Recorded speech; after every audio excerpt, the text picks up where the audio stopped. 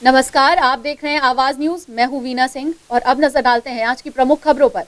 जिले में बढ़ते मरीजों की संख्या को देखते हुए प्रशासन और भी अलर्ट हो गया है। कलेक्टर ने एक सप्ताह के भीतर 500 बेड का आइसोलेशन सेंटर तैयार करने का निर्देश स्वास्थ्य विभाग को दिया है। कलेक्टर के निर्देश पर पॉलिटेक्निक कॉलेज को आइसोलेशन सेंटर बनाने की कवायद शुरू हो गई है। कलेक्टर संजीव कुमार झा ने जिले में कोविड मरीजों की बढ़ती संख्या को दृष्टिगत रखते हुए कोविड आइसोलेशन सेंटर तैयार करने रविवार को शासकीय पॉलिटेक्निक कॉलेज अंबिकापुर का निरीक्षण किया। उन्होंने कॉलेज के भूतल सहित प्रथम और द्वितीय तल का निरीक्षण कर कोविड आइसोलेशन सेंटर बनाने के लिए जरूरी मूलभूत आवश्यकताओं, बिजली, पंखा, पानी, बाथरूम आदि व्यवस्था का जायजा लिया और एक सप्ताह में 500 बेड का आइसोलेशन सेंटर तैयार करने के निर्देश स्वास्थ्य विभाग एवं नगर निगम के अधिकारियों को दिए। कलेक्टर ने स्वास्थ्य विभाग के डीपीएम डॉक्टर पुष्पेंद्र राम को निर्देशित करते हुए कहा कि एक सप्ताह के अंदर पॉलिटेक्निक कॉलेज में 500 बेड का आइसोलेशन सेंटर प्रारंभ करने, जरूरी संसाधन सहित मेडिकल टीम की व्यवस्था सुनिश्चित करें। मेडिकल टीम के लिए अलग कमरे, भोजन तथा बाथरूम की व्यवस्था हो। उन्होंने साफ सफाई तथा भोजन व्यवस्था के लिए नगर निगम को जिम्मेदारी सौंपते हुए शीघ्र कार्यवाही प्रारंभ करने के निर्देश दिए। उन्होंने कहा कि पहले द्वितीय तल के कमरों में मरीजों को भर्ती करना प्रारंभ करें, फिर आवश्यकता अनुसार प्रथम तल में भर्ती कराएं। मेडिकल स्टाफ और अन्य आवश्यक व्यवस्था ग्राउंड फ्लोर में कराएं। कोरोना काल के इस दौर में ऑनलाइन ठग गिरोह काफी सक्रिय हो गया है। मोबाइल कंपनियों के सर्विस सेंटर संचालकों का नंबर लेकर ग्राहकों से ठग गिरोह ठगी की वारदात को अंजाम दे रहा है। ऐसा ही मामला अंबिकापुर में भी सामने आया है, जहां जालसाजों के झांसे में आकर कई ग्राहक अपने पैसे गंवा चुके हैं। अंबिकापुर शहर में ऑनलाइन ठगी की वारदात में काफी तेजी से इजाफा हुआ है। ठग गिरोह लोगों को अपने झांसे में फंसाने के लिए नए नए पैतरे आजमा रहे हैं। लोग आसानी से ठग गिरोह के झांसे में फंसकर अपने पैसे कमा रहे हैं। अब मोबाइल कंपनियों के सर्विस सेंटर के संचालक भी ठग गिरोह से त्रस्त हो चुके हैं। शहर के ऐसे कई मोबाइल कंपनी सर्विस सेंटर के संचालक हैं जो ठग गिरोह के झांसे में आ गए और इसका नुकसान ग्राहकों को उठाना पड़ा। ऐसा ही एक मामला सामने आया है। दरअसल शहर के कई मोबाइल कंपनी के सर्विस सेंटर के संचालकों के पास एक अज्ञात व्यक्ति का फोन आया। उक्त व्यक्ति ने सभी सर्विस सेंटर संचालकों को कहा कि वह गूगल से बोल रहा है। इसके बाद उसने कहा कि सर्विस सेंटर के संचालकों का नंबर और पता गूगल मैप में अपलोड करना है, ताकि ग्राहकों को गूगल के जरिए सभी मोबाइल सर्विस सेंटरों के संचालकों का नंबर आसानी से उपलब्ध हो सके। शहर के कई सर्विस सेंटर के संचालक उक्त व्यक्ति के झांसे में आ गए और उन्होंने अपना नंबर उसे दे दिया। इसके बाद सर्विस सेंटर के संचालकों का मोबाइल नंबर हैक कर आरोपियों ने ग्राहकों से संपर्क किया। वहीं उन्होंने ग्राहकों को कहा कि यदि उन्हें अपना मोबाइल सर्विस कराना होगा तो उन्हें फोन पे या फिर गूगल पे के जरिए 5 रुपए शुल्क जमा कराकर रजिस्ट्रेशन कराना होगा। कई ग्राहक ठग गिरोह के झांसे में फंस गए। इसके बाद आरोपियों ने सभी ग्राहकों को उनके मोबाइल नंबर पर एक लिंक भेजा। जैसे ही ग्राहकों ने लिंक में जाकर 5 रुपए का रजिस्ट्रेशन कराना चाहा तो उनके बैंक खातों से गूगल पे और फोन पे के जरिए 5-5 हजार रुपए आरोपियों ने निकाल लिया। जब कई ग्राहकों को समझ में आया कि वे ठगी का शिकार हो चुके हैं तो वे मोबाइल कंपनी के सर्विस सेंटर पहुंच गए। वहीं जब इस बात की जानकारी सर्विस सेंटर के संचालकों को पता चली तो उनके भी होश उड़ गए। इसके बाद सर्विस सेंटर के संचालकों ने मामले की शिकायत थाने में की। वहीं इस मामले की शिकायत मिलते ही पुलिस साइबर सेल की मदद से विवेचना में जुट गई है। आजकल ऑनलाइन पेमेंट का ही ज़माना है। कोरोना के इफेक्ट के बाद से कुछ ज़्यादा ऑनलाइन में बढ़ोतरी हुई है। तो हमारे पास एक रैंडम नंबर से फ़ोन आता है कि हम गूगल के रिप्रेजेंटेटिव बात कर रहे हैं, क्योंकि हमारा नंबर गूगल पे आपको सर्च करने पर आसानी से मिल जाएगा। सर्विस सेंटर के कारण हमको फ़ोन किया गया और बोला गया कि मैं गूगल से बात कर रहा हूँ, आपका मैप में नंबर अपडेट करना है, उसके लिए अभी OTP डालने का प्रोसीजर चालू हुआ है।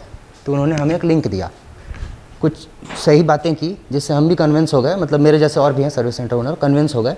कन्विंस होने के बाद उन्होंने उस लिंक पे टैप किया। लिंक भी था, लिंक में काम नहीं हुआ। उन्होंने एक नंबर भेजा जो स्टार्ट होता है *21*, उसके बाद एक 10 डिजिट का मोबाइल नंबर, फिर हैश। ये होता है USSD कोड कॉल फॉरवर्डिंग का। तो उस रैंडम नंबर पे मेरा कॉल फॉरवर्ड हो गया। कॉल फॉरवर्ड होने से मेरे जितने कस्टमर थे जो मुझे कांटेक्ट करने चाहते थे, उनका फ़ोन उनके पास जा रहा था, जो फ्रॉडस्टर उनके पास। वो उनसे बोला कि मैं आपको एक लिंक भेज रहा हूँ, आपका फ़ोन सर्विस हो जाएगा, 5 रुपये आपका लगेगा रजिस्ट्रेशन के नाम पे। और उन्होंने उनको लिंक भेजा गूगल पे का या फ़ोन पे का, जिसमें टैप करते ही उनके अकाउंट से 5,000 रुपये डिडक्ट हो गया। ऐसा 4 केस हमारे पास अभी तक रिपोर्ट हुआ है। पंचायत सचिवों के नियमितीकरण को लेकर स्वास्थ्य एवं पंचायत मंत्री TS सिंहदेव का बयान सामने आया है। उन्होंने कहा कि चुनाव के दौरान जारी किए गए घोषणा पत्र में यदि सचिवों के नियमितीकरण किए जाने की बात को दर्शाया गया है तो यह वायदा जरूर पूरा किया जाएगा। पंचायतों में पदस्थ सचिव कोरोना वैश्विक महामारी में शासन के सभी निर्देशों का पालन करते हुए पंचायतों की जनता को महामारी से बचाने के लिए हमेशा तत्पर रहे हैं और शासन के विभिन्न जन कल्याणकारी योजनाओं को ग्राम पंचायत के अंतिम व्यक्ति तक पहुंचाने में अहम भूमिका निभा रहे हैं। शासन द्वारा 500 रुपए मासिक मानदेय पर शिक्षा कर्मी एवं पंचायत कर्मी की भर्ती ग्राम पंचायत से आरंभ की गई थी, लेकिन शिक्षा कर्मियों को 2 वर्ष पूर्ण होने पर संविलियन करते हुए समस्त सुविधाएं प्रदान की जा रही हैं। वहीं इसके विपरीत ग्रामीण क्षेत्रों में शासन के समस्त योजनाओं का लाभ अंतिम व्यक्ति तक पहुंचाने वाले पंचायत सचिवों का नियमितीकरण आज तक नहीं हो पाया है, जिसको लेकर सरकार से सचिव संघ ने पंचायत सचिवों का नियमितीकरण करने की मांग की थी। वहीं अब पंचायत सचिवों के नियमितीकरण को लेकर स्वास्थ्य पंचायत मंत्री टीएस सिंहदेव का बयान सामने आया है। उन्होंने कहा कि चुनाव के दौरान जारी किए गए घोषणा पत्र में यदि पंचायत सचिवों के नियमितीकरण करने की बात लिखी होगी तो जरूर किया जाएगा। वित्तीय विभाग से इस मामले को लेकर कवायद जारी है। साथ ही उन्होंने यह भी कहा कि किसी भी सचिव को हटाया नहीं जाएगा। वहीं मंत्री सिंहदेव ने पंचायत सचिवों को नियमितीकरण को लेकर निश्चिंत रहने का आश्वासन दिया है। उसको काम में और घोषणा पत्र में भी आप देखिएगा तो पहल और प्रयास की बात लिखी होगी, देंगे वाली बात शायद नहीं होगी, क्योंकि इनमें कुछ हैं जिनका संविलियन का हम लोगों ने कहा था शिक्षा कर्मियों का, वो हो गया। अगर इसमें मैनिफेस्टो में ये लिखा होगा कि इनको भी हम रेगुलर करेंगे, पहल करेंगे कि करेंगे, अगर करेंगे लिखा है तो ये होंगे। जब समय आएगा उस हिसाब से तो मैं घोषणा पत्र को एक बार नया पुराना कर लेता हूँ, मैं भी पढ़ लेता हूँ कि किस कैटेगरी के साथियों को क्या कहा था। एक ये जरूर था कि हटाए किसी को नहीं जाएगा, जो डेली वेजेस में या जिस स्थिति में काम कर रहे हैं हटाए नहीं जाना है। मुक्तांजलि के ड्राइवर ने समय पर सैलरी न मिलने के कारण तैश में आकर अपने ही संभागीय अधिकारी की जमकर पिटाई कर दी। घटना के बाद पीड़ित ने मणिपुर थाने में इसकी शिकायत दर्ज कराई है। मुक्तांजलि वाहन चालक जशपुर निवासी दुधराज यादव ने संभाग कोऑर्डिनेटर को तैश में आकर उसकी पिटाई कर दी। दरअसल मुक्तांजलि वाहन चालक को वेतन का भुगतान नहीं किया गया था, जबकि पिछले महीने की अन्य कर्मचारियों की सैलरी आई थी। वहीं दुधराज की सैलरी किसी कारण से रोक दी गई थी। इस बात से वह काफी नाराज था। वेतन के संबंध में उसने संभाग कोऑर्डिनेटर से चर्चा भी की, जिस पर कोऑर्डिनेटर ने बताया कि सैलरी चार्ट में तुम्हारा भी नाम भेजा था, किसी कारण नहीं आया है, उसकी जानकारी लेनी पड़ेगी। इस बात से नाराज दुधराज ने कोऑर्डिनेटर शैलेंद्र मणिदास महंत की पिटाई कर दी। घटना के बाद पीड़ित ने मारपीट किए जाने की शिकायत मणिपुर चौकी में दर्ज कराई है। वहीं मणिपुर पुलिस आरोपी मुक्तांजलि वाहन चालक के खिलाफ अपराध दर्ज कर मामले की जांच में जुट गई है। खबरों का सिलसिला जारी रहेगा, लौटते हैं एक छोटे से ब्रेक के बाद।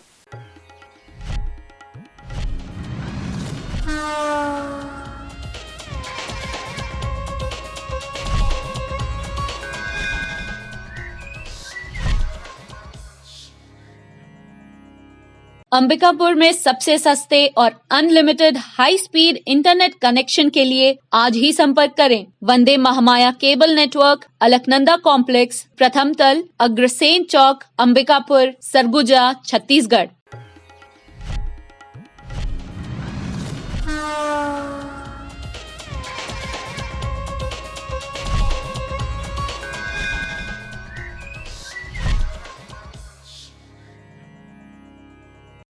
ब्रेक के बाद आपका स्वागत है। बढ़ते हैं अगले खबर की ओर। उदयपुर अंतर्गत रामगढ़ के जंगल में तेंदुए के पंजों के निशान मिलने से ग्रामीणों में दहशत का माहौल बना हुआ है। वहीं रामगढ़ स्थित हनुमान घाट पर तेंदुए के देखे जाने का भी दावा किया जा रहा है। फिलहाल वन विभाग के द्वारा जंगल में तेंदुए के होने की सूचना गांव-गांव तक पहुंचाई जा रही है, ताकि ग्रामीण जंगल की ओर न जाएं। वन परिक्षेत्र उदयपुर अंतर्गत आने वाले रामगढ़ जंगल में विगत कुछ दिनों से तेंदुए की मौजूदगी की सूचना वन विभाग को मिल रही थी। मॉर्निंग वॉक पर जाने वाले कुछ व्यक्तियों के द्वारा इस सूचना को पुख्ता करते हुए तेंदुए को 2-3 दिन लगातार हनुमान घाट के ऊपर देखे जाने की बात बताई गई। वन रक्षक शशिकांत सिंह ने सूचना की पुष्टि करने के लिए जंगल में तेंदुए के पैरों के निशान की खोजबीन करने जंगल में गए, जहाँ सीता बेंगरा से आए हनुमान घाट के ऊपर कई जगहों पर तेंदुए के पैरों के निशान दिखाई दिए। इसकी सूचना वन रक्षक द्वारा तत्काल उच्च अधिकारियों को दी गई। उच्च अधिकारियों से प्राप्त सूचना के आधार पर गाँव-गाँव में रामगढ़ जंगल में तेंदुए होने की सूचना पहुँचाई जा रही है। जंगल में न जाने की सलाह लोगों को वन विभाग के द्वारा दी जा रही है। वहीं इस मामले में उदयपुर रेंजर सपना मुखर्जी ने बताया कि रामगढ़ जंगल में तेंदुए की सूचना मिली थी, पैरों के निशान भी देखे गए हैं, जो कि सत्य है। ग्रामीणों को सतर्क करने के लिए मुनादी कराई जा रही है। वहीं रामगढ़ जंगल में तेंदुए के मौजूदगी की सूचना से लोगों में दहशत का माहौल है। बलरामपुर जिले में भाजपा के जिलाध्यक्ष के घोषणा के बाद इसका तेजी से विरोध शुरू हो गया है। अजजा के प्रदेशाध्यक्ष सिद्धनाथ ने भाजपा के इस फैसले का विरोध करते हुए कहा कि भाजपा संगठन की कमान बेईमान और गद्दारों के हाथ में सौंप दी गई है। बलरामपुर जिले में 2 दिन पहले ही भाजपा संगठन के जिला अध्यक्ष की घोषणा होने के बाद कार्यकारिणी का विस्तार हुआ है और अब तेजी से इसका विरोध भी होने लगा है। अजजा के प्रदेशाध्यक्ष और पूर्व संसदीय सचिव सिद्धनाथ पेकरा अपने कार्यकर्ताओं के साथ इसका खुलकर विरोध करने लगे हैं। सिद्धनाथ पेकरा ने तो यह तक कह दिया है कि जिले में भाजपा संगठन की कमान बेईमान और गद्दारों को सौंप दिया गया है। संगठन के ऐलान के बाद पहली बार मीडिया के सामने आए सिद्धनाथ पेकरा ने अपनी पूरी भड़ास निकालते हुए बिना नाम लिए अपने ही पार्टी के नेताओं को जमकर भला बुरा कहा। सिद्धनाथ पेकरा ने कहा कि भाजपा विश्व की सबसे बड़ी पार्टी है और सभी नियमों को लेकर चलने वाली पार्टी है, लेकिन बलरामपुर में भाजपा ने नियमों का पालन करते हुए पितृपक्ष में ही संगठन की घोषणा कर दी, जबकि पितृपक्ष में कोई शुभ काम नहीं किया जाता है। उन्होंने कहा कि अंबिकापुर में एक राष्ट्रीय नेता के घर में बैठकर ये सब किया गया है। उन्होंने कहा राष्ट्रीय नेता के इशारे पर ये सब कुछ किया जा रहा है, जिससे कार्यकर्ताओं में असंतोष की भावना है। इसी कारण जब से जिला बना है भाजपा यहाँ की 3 सीट को लगातार हार रही है और यही सिलसिला रहा तो आगे भी नतीजे बदलने वाले नहीं हैं। सिद्धनाथ पेकरा ने कहा कि जो लोग 40 साल का चश्मा पहनकर 40 साल पुरानी बातें कर रहे हैं उन्हें जिम्मेदारी सौंप दी गई है। उन्होंने कहा कि विपक्ष में रहने के बाद हमें सरकार के गलत कर्मों का विरोध करना चाहिए, लेकिन यहाँ भाजपा की ऐसी हालत है कि हम लड़कर खुद ही एक दूसरे का विरोध कर रहे हैं। नाराज तो स्वाभाविक है। खुद जिलाध्यक्ष जी ने नवमनोनीत जिलाध्यक्ष जी ने ही कहा था कि पितरपक्ष में ये इसका विस्तार नहीं होगा, जिला संगठन का विस्तार नहीं होगा। और आनंद फानन में अचानक अंबिकापुर में बड़े नेताओं के पास में बैठ करके बड़े नेताओं को राष्ट्रीय नेता के पास में बैठ करके इसको फटाफट बना दिए।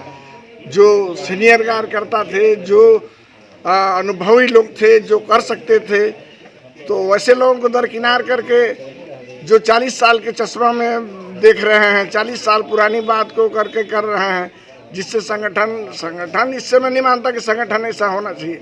संगठन को कड़कड़ा के होना चाहिए, काम करने वाला होना चाहिए। आज का युग, आज का नौजवान का चाह रहा है, ऐसे संगठन को होना चाहिए। ये पितृपक्ष में तो उन लोग बोले थे कि नहीं करेंगे, पर आनंद फानन में बैठ करके राष्ट्रीय नेता के साथ में तुरंत नाम बना करके लिस्ट जारी कर दिए।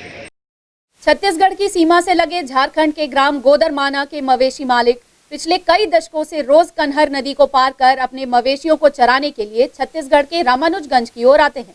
जान जोखिम में डालकर नदी पार करना। बारिश के दिनों में जब कन्हर नदी में पानी का स्तर बढ़ जाता है तब मवेशी मालिक रामानुजगंज की ओर आने के लिए नदी को पार करने के दौरान जहां पर पानी की गहराई ज्यादा होती है वहां पे वे भैंस के पीठ पर सवार हो जाते हैं। हालांकि नदी की गहराई बीच में ही ज्यादा है। मवेशी मालिकों के मुताबिक झारखंड स्थित उनके गाँव के आसपास चारागाह की कमी है। चारागाह है भी तो काफी दूर। इसके चलते ग्रामीण खतरा मोल लेकर भी रोज नदी पार कर छत्तीसगढ़ की सीमा में प्रवेश करते हैं और रामानुजगंज के आसपास दिन भर मवेशियों को चराने के बाद वापस फिर नदी को पार कर अपने गाँव वापस लौटते हैं। बैठता है नदी में से बस पट मारी इधर समझ रहता है। अगर हल्का फुल्का बुझाया कि आ रहा है तो डायरेक्ट आप ऐसे पुल से भाग जाइए, कोई ज़रूरी नहीं है। तो उस समय अगर इधर रह गए तो पुल से जाते हैं और उधर रह गए तो ये भी नहीं करते हैं। अभी तो आया था नदी तो 5-7 दिन नहीं आए थे। रामानुजगंज से लगे झारखंड के गोदरमाना और लीला पत्थर गांव के सैकड़ों ग्रामीण पिछले कई दशकों से रोज नदी पार कर अपने दर्जनों मवेशियों को चराने के लिए रामानुजगंज की ओर आते हैं। साल भर में बाकी महीनों में तो ज्यादा दिक्कत नहीं होती है, लेकिन बारिश के 2 से 3 महीनों में इन्हें कई बार परेशानी का सामना करना पड़ता है। हालांकि अभी कन्हर नदी में उतनी बाढ़ नहीं है, लेकिन कभी भी अचानक बारिश हो सकती है और उसमें बाढ़ आ जाती है। नदी के बीच के हिस्से में ज्यादा गहराई होने के कारण इन मवेशी मालिकों को नदी पार करते समय भैंस की पीठ का सहारा लेना पड़ता है। आते और लौटते समय दोनों वक्त जैसे ही नदी की गहराई में पहुंचते हैं तुरंत भैंस की पीठ पर मवेशी मालिक सवार हो जाते हैं। ग्रामीणों ने बताया कि रामानुजगंज इलाके में पर्याप्त चारा है, जिससे मवेशियों को भरपूर खुराक मिल जाती है। यही वजह है कि ग्रामीण अपने मवेशियों को चारे की भरपूर खुराक प्राप्त करने अपनी जान जोखिम में डालकर झारखंड छोड़ रामानुजगंज आते हैं। देखिए, वर्षों से ये जो कन्हर नदी है, यहाँ पर वर्षों से जो बगल उस पार का जो झारखंड राज्य का गोदरमाना गाँव है, वहाँ के मवेशी मालिक जो हैं, चूँकि वहाँ पे चारागाह की या हरे चारों की कमी रहती है, तो अपने मवेशियों को परंपरागत रूप से नदी के इस पार लाकर और दिन भर चराकर शाम को वापस ले जाते रहेंगे। लेकिन अभी जो है नदी में जिस तरह से जल भराव ज़्यादा हो गया है और एनीकट बनने की वजह से कीचड़ भी ज़्यादा मात्रा में हो गया है नदी में। ऐसे में मवेशी मालिक जब मवेशियों को लेकर और इस नदी से पार होते हैं, और ज़्यादातर देखा गया है कि नदी में जब पार होते समय मवेशी के ऊपर भी वो बैठे रहते हैं, तो वैसे समय में अगर कभी भी दुर्घटना होती है, और आए दिन घटनाएं होती रहती है कि कभी अचानक जल स्तर बढ़ता है तो मवेशी मालिक बुरी तरीके से फंस जाते हैं। पूर्व संसदीय सचिव और अजजा के प्रदेश अध्यक्ष सिद्धनाथ पैकरा का जन्मदिन कार्यकर्ताओं ने धूमधाम से मनाया। इस दौरान कार्यकर्ताओं ने कोविड-19 के नियमों का पालन करते हुए उन्हें जन्मदिन की बधाई भी दी। बलरामपुर जिले के पूर्व संसदीय सचिव व अजजा के प्रदेश अध्यक्ष सिद्धनाथ पैकरा का जन्मदिन धूमधाम से मनाया गया। कोविड के दौरान भी कार्यकर्ताओं में अपने नेता के जन्मदिन को लेकर खासा उत्साह देखा गया और यहां पर कोविड के नियमों का पालन करते हुए सभी लोगों ने उन्हें जन्मदिन की बधाई दी। शंकरगढ़ विकासखंड के ग्राम पंचायत कमारी में सिद्धनाथ पैकरा ने जन्मदिन मनाया और कार्यकर्ताओं के बीच केक काटकर अपनी खुशी का इजहार किया। वहीं मीडिया से चर्चा करते हुए प्रदेश अध्यक्ष सिद्धनाथ पैकरा ने कहा कि ग्रामीण क्षेत्रों में जन्मदिन मनाने का प्रचलन नहीं है और सिर्फ भगवान का दर्शन करके ही वह अपना जन्मदिन मनाते थे, लेकिन जब से वह राजनीति में उतरे हैं तब से कार्यकर्ताओं का प्रेम है कि उन्हें इस तरह से जन्मदिन मनाने का मौका मिल रहा है। उन्होंने कहा कि जन्मदिन मनाने के दौरान कई ऐसे लोगों से मुलाकात होती है जो आपसे रोज नहीं मिल पाते हैं। उन्होंने कहा कि इस तरह का जन्मदिन मनाकर उन्हें काफी अच्छा लग रहा है और उन्होंने सभी का धन्यवाद भी दिया है। साधारण सा सब बधाई हो करके ऐसे ही मनाते थे, इस प्रकार से धूमधाम से नहीं मनाते थे उस समय। मैं एमएलए बना, एमएलए के बाद में मिनिस्टर बना, उस समय से ही जन्मदिन मनाते आ रहे हैं। आज के दिन ठीक लग रहा है, सब कार्यकर्ता यहाँ पर उपस्थित हैं, हमारे पुराने बुजुर्ग सभी जन यहाँ पर उपस्थित हैं। बुलेटिन में फिलहाल सिर्फ इतना ही। शहर से जुड़ी खबरों के लिए देखते रहिए आवाज न्यूज। इस न्यूज के स्पॉन्सर हैं वीएम इंटरनेट, अलकनंदा कॉम्प्लेक्स, प्रथम तल, अग्रसेन चौक, अंबिकापुर, सरगुजा, छत्तीसगढ़।